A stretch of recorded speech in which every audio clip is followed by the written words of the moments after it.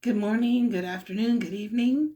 I've been saying that for some time since the pandemic because I do a Friday night ladies Bible study that's very near and dear to my heart, and I hope to others. And you never know when people will be turning on their video or downloading or joining you in a Zoom meeting because we're global now and we're in another dimension with the use of technology. I am very grateful to be here to be doing this oral presentation for Dr. Betts's class um, for the ecclesiology and contemporary society class. This class has been a very enlightening and enriching journey thus far. And this is the midterm assignment oral video presentation and articulation. And I want to begin with lamenting because I think lamenting is the best place to start. And so Soon Young Ra, has given us early on, long before we entered the political period or the spiritual period of where we find ourselves today, a chance to begin to discover where the lament um, should be placed and how the process of it is involved in the total healing and atonement of our nation and of our world, which leads us directly to the other amazing book that we've been journeying with this semester, which is Quan and Thompson's Reparations.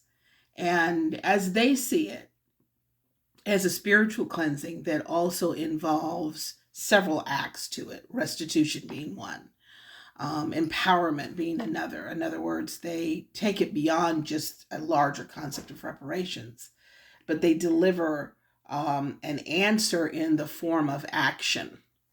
So does Ra in his sense of how do you atone for the dead bodies that are slavery, Jim Crow, the things that weren't answered in the civil rights movement, and postmodern peoples attempting to live in what many want to call and are determined to term a post racial society.